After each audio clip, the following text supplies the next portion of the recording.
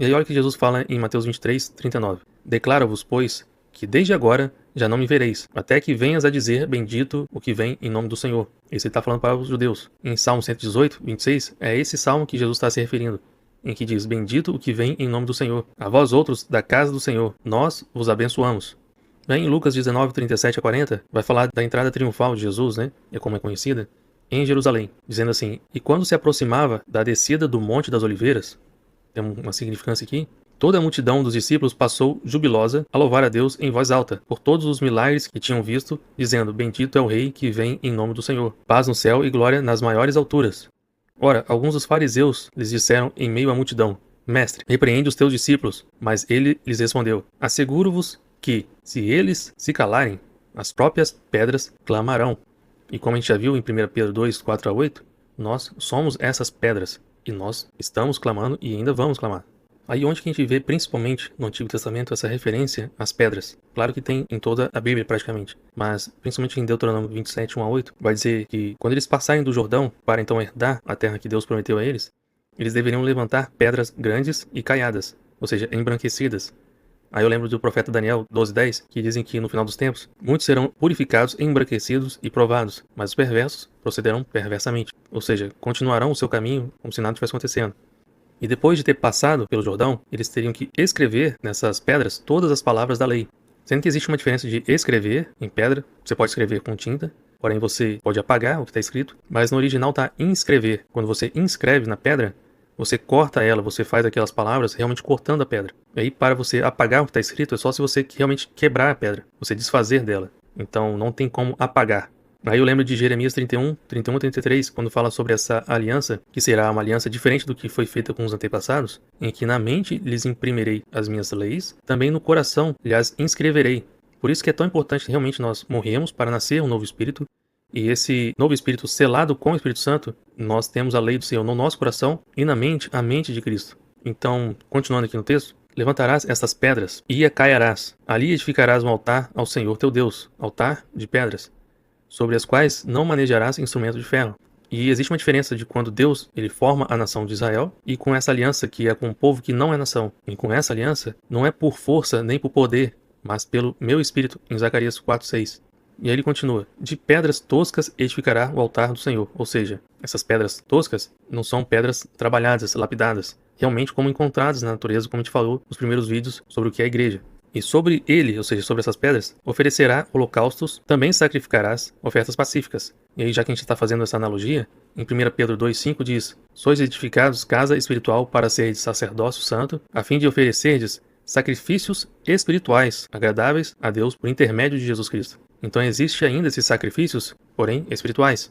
Ali comerás e te alegrarás perante o Senhor teu Deus. Nestas pedras escreverás muito distintamente as palavras todas desta lei. Aí em Josué 4:1-7 a gente vê que ele faz isso. Tendo, pois, todo o povo passado o Jordão, falou o Senhor a Josué dizendo, tomai do povo 12 homens, um de cada tribo, e ordenai-lhes, dizendo, daqui do meio do Jordão, do lugar onde, parados, pousaram os sacerdotes os pés, tomai 12 pedras, e levantai-as convosco, e depositai-as no alojamento em que haveis de passar esta noite. E aqui eu mudei as cores, porque esse tomar essas 12 pedras, a gente vê que lá em Apocalipse 7:4, quando está falando desses selados, são 144.000, são 12.000 de cada tribo. Então 12.000 vezes 12 vai dar esse resultado de 144.000. E eles vão ser depositados em um alojamento que haverão de passar aquela noite. A gente já falou sobre os trabalhadores da última hora, e essa noite representando a grande tribulação.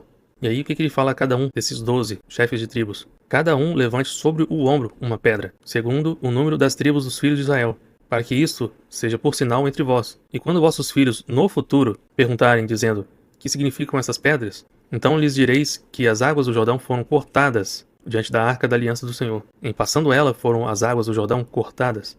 Estas pedras serão para sempre um memorial aos filhos de Israel. E a gente vai ver o que isso pode representar do que está escrito lá em Apocalipse.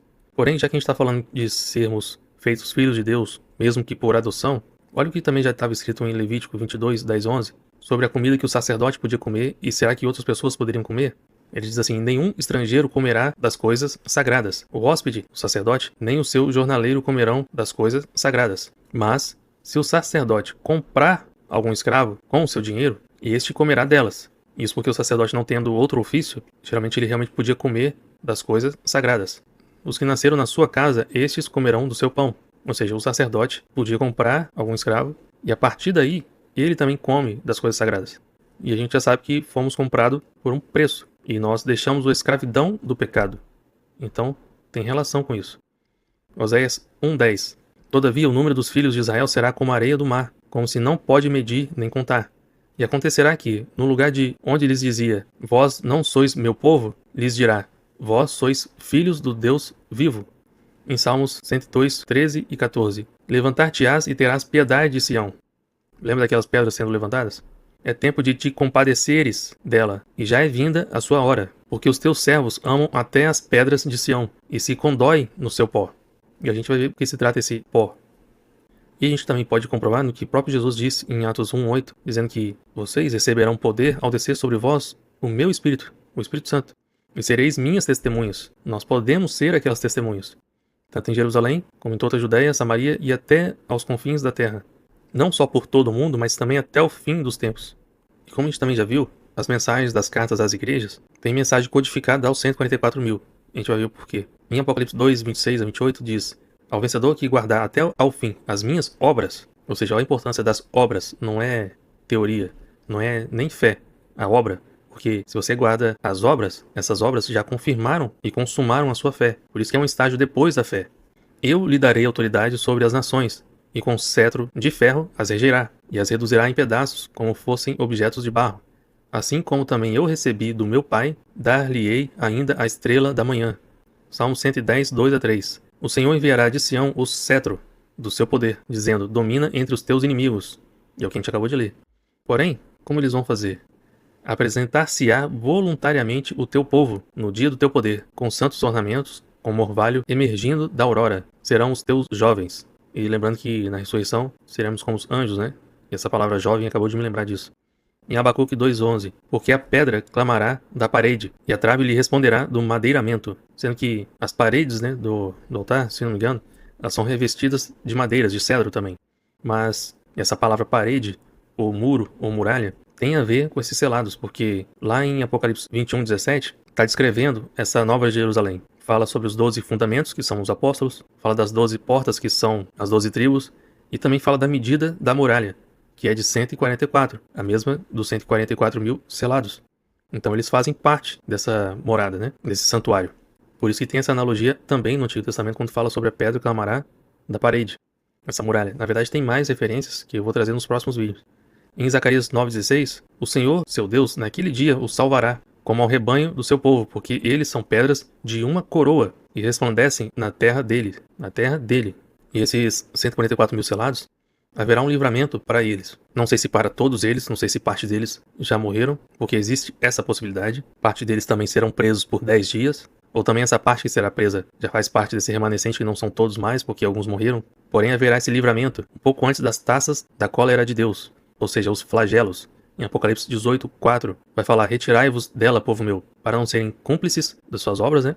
E também acabarem recebendo desses flagelos, que cabem só a eles. E aqui muitos já interpretam que aquele tipo de arrebatamento que o apóstolo Paulo também fala, é somente nesse momento. Mas vamos ver se também vai tratar disso. Nesse vídeo não vai dar para colocar isso, porque eu até tinha pensado em colocar os dois assuntos juntos, mas daria um vídeo gigantesco, então vou ter que falar no próximo. Em Deuteronômio 32, 28 a 31, mas todo o capítulo 32 são palavras proféticas, não só para eles antes de entrar na Terra Prometida, mas também para o final. Diz assim, porque o meu povo, falando dos judeus no caso, é gente falta de conselhos, e neles não há entendimento. Eu sei que até é estranho falar isso dos judeus que, poxa, tem tanto conhecimento e sabedoria, mas tomara fossem eles sábios, então entenderiam isso e atentariam para o seu fim. Ou seja, eles entenderiam o que iria realmente acontecer agora, mas eles não aceitam o Apocalipse como nós pregamos. Eles não creem que vai ser toda essa calamidade toda. Mas, continuando, como poderia um só perseguir 1000 e 2 fazerem fugir 10.000? Alguns aqui vão achar que é quando eles realmente estavam conquistando a Terra Prometida, e naquela guerra que Josué faz, em que até o sol para, e aqueles que realmente o exército não alcançou, caiu pedras do céu e atingiu esse exército inimigo, isso aqui estava se cumprindo ali também. Mas, e para o final? E continuando aqui, como isso poderia acontecer de um perseguir 1000 e 2 a 10.000, e essa matemática é até estranha, parece que não bate? Porque qual seria o terceiro elemento? 3 fariam fugir quantos? 100.000? Seria esse tipo de proporção? Mas, Como isso poderia acontecer se a rocha não lhos vendera e o Senhor lhos não entregara? Porque a rocha deles não é como a nossa rocha, e os próprios inimigos o atestam.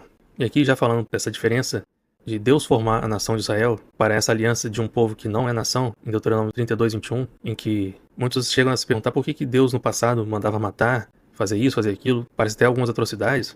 Porém, realmente é uma nação, e a nação tem direito de se defender. E assim como aqui no Brasil, se invadirem aqui, nós temos o direito de nos defender. E não é simplesmente defender a pátria, mas a nação, as pessoas. E isso acaba gerando morte. E Israel, pelo até onde eu sei, nunca quis outras terras, senão aquelas que Deus prometeu a eles. Eles fazem negócio com outros países. Isso não é ilegal. Mas querer conquistar, eles nunca foram assim. Porém, as outras nações não quiseram deixar eles viverem em paz naquele pedaço de terra. Aí existe essa diferença daqueles que são formados nação, têm o direito de se defender, e aquele povo que não é nação. Não é para defender uma pátria, senão a pátria divina, né? Porque é o reino dos céus que nos está sendo prometido, não dessa terra. E em Levítico 25, 23 e 24, nesse capítulo fala também sobre a terra, né? Haverá um descanso para a terra. Também a terra não se venderá em perpetuidade, porque a terra é minha, pois vós sois para mim estrangeiros e peregrinos. Portanto, em toda a terra da vossa possessão, dareis resgate à terra. E fazendo analogia no final, Deus vai dar resgate para essa terra. Em Apocalipse 4:3, está falando sobre esses 144 mil e que eles foram comprados da terra. É estranho como é que o próprio Deus está comprando eles. Mas vamos ver do que se trata isso. E a gente pode conferir um exemplo estranho de Jeremias 38:17. O rei Zedequias, Jeremias diz assim para ele: Assim diz o Senhor dos Exércitos: Se te renderes voluntariamente aos príncipes do rei da Babilônia, então viverá a tua alma, e essa cidade não se queimará, e viverás tu e a tua casa. Porém, parece estranho, poxa, por que um rei teria que submeter a própria vida a um rei perverso? Aí eu te pergunto, por que o Filho de Deus fez o mesmo? Ele, sendo santo, morrendo pelos que não são. Será que nós somos filhos desse mesmo Pai? E esses 144 mil selados, eles vão se apresentar voluntariamente para entregar a sua vida, para permanecerem nessa terra. Porque se não fosse assim, Deus já traria o juízo diretamente. Porém, em sua longanimidade, Deus quer que muitos se convertam, e é isso que vai acontecer na grande tribulação. Em meio a dores, muitos vão dar essa luz. E esses são trabalhadores da última hora, que vão trabalhar nesse período da grande tribulação. Mesmo eles sabendo que a própria vida está em jogo, que eles podem morrer, porque, diferente das duas testemunhas que está certo que eles vão morrer, esses 144 mil fica em aberto. Parece que eles podem morrer, mas com certeza não vai ser todos eles. Mas pode ser que uma parte sim. E que, mesmo em face de morte, eles não vão amar a própria vida, mas vão dar o testemunho de Jesus. E aí eu te pergunto, se for possível Deus aparecer diante de você e falar, e te chamar ou te convocar para ser uma dessas duas testemunhas que está certo que elas vão morrer, vocês aceitariam? Aceitariam morrer? Aceitariam esse propósito sabendo que no final vai ter essa morte? Da morte que está escrito lá? E assim também os que realmente são filhos, eles voluntariamente vão se apresentar, sabendo que a própria vida pode ser perdida. Mas quem quer salvar a própria vida, vai perdê-la. Foi isso que Jesus disse. Mas quem perdê-la por minha causa e pela causa do Evangelho, vai achá-la. E aí eu vejo nisso a profecia de Malaquias 3:18, que diz: Então vereis outra vez a diferença entre o justo e o perverso, entre o que serve a Deus e o que não serve. Porque muitos talvez até podem dizer: eu aceitaria. Mas será que de verdade, quando chegar a hora, vão fazer? Porque tudo isso demanda também um preparo. Não é um preparo simplesmente físico, né? Mas também mental, mas também de morrer para o pecado, passar por todo esse processo. E quem está tendo coragem de fazer todas essas partes? Quem está sendo embranquecido e provado, como está lá em Daniel 12:10? E mencionando sobre essas 12 tribos que está lá em Apocalipse 7:1-7, quando fala desses selados, por que fala dessas 12 tribos então? Cada uma terá um fim proveitoso. O nome de cada tribo, né, tem um significado, e eles também têm uma função distinta. E também estão ligados, cada uma das tribos, são 12, estão ligados aos meses judaicos também. Então, tudo isso, se a gente entender cada uma das tribos, o que elas representam, isso biblicamente também, a gente pode começar a entender o que pode estar acontecendo, o que vai acontecer em Apocalipse. Já sabemos que nós somos feitos famílias de Deus, que nós somos essas pedras que vivem. Então, se realmente somos feitos famílias de Deus, essa menção sobre as 12 tribos não será um problema para nós. E também, não sei se é de conhecimento da maioria, que na verdade não se sabe o paradeiro da maioria dessas tribos. Se conhece a maioria da parte, né, da tribo de Judá, de Levi. Mas das outras é meio impreciso, porque depois da destruição do segundo templo, muita coisa se perdeu. E talvez até antes já tinha esse problema. Mas gostaria de trazer o exemplo de duas tribos, da de Zebulon e Issacar. que está mais claro na Bíblia, sem precisar de ler outros livros judaicos. Em Gênesis 47, 13 a 15, fala assim: Zebulon habitará na praia dos mares, e servirá de porto de navios, e o seu limite se estenderá até Sidom. Issacar é um jumento de fortes ossos, de repouso entre rebanhos de ovelhas. Viu que o repouso era bom e que a terra era deliciosa. Baixou os ombros à carga e sujeitou-se ao trabalho servil. Mesmo estando em repouso, em uma terra boa, se sujeitou a trabalhar. E em Deuteronômio 33, 18 a 19, vai falar: E disse acerca de Zebulon: Zebulon, alegra-te nas tuas saídas marítimas. Nem toda versão vai ter essa parte marítima, mas essas saídas se refere a essas saídas marítimas. E tu, Issacar, nas tuas tendas. Isso se refere que, na verdade, a tribo de Issacar, ela é erudita na lei. Ela vive estudando a lei. E por Zebulon, né, a tribo, ser tão próspera nesses negócios que ela faz nos mares, né, nessa parte marítima, ela ajuda a sustentar a tribo de Issacar. Eles chamarão os povos ao monte, ou seja, as duas tribos, né, chamarão os povos ao monte. Ali oferecerão sacrifícios de justiça, pois explorarão a riqueza dos mares e os tesouros escondidos da areia. E aí em 1 Crônicas 12:32, falando sobre a tribo de Issacar, que eles são conhecedores da época. E talvez em algumas traduções vão falar de tempos e épocas. Eles conhecem essa parte, para saberem o que Israel deveria fazer. Então, eles têm essa importância de saber o que eles deveriam fazer e agora vão transmitir para Israel. Porque vai chegar um momento na grande tribulação, e eu vou mostrar um tipo de interpretação, que quando fala sobre o sol escurecer e a lua deixar o seu brilho, pode ter outra conotação que não é a física. Não é exatamente o sol se escurecer e a lua também, mas pode ter algo explicando de como vai ser essa injustiça que vai acontecer no mundo nesse período de tempo. E o que Israel, o povo de Deus, deveria estar fazendo. Então, essa explicação é bem complexa, mas existe. E também está no livro de Deuteronômio. E aí, fazendo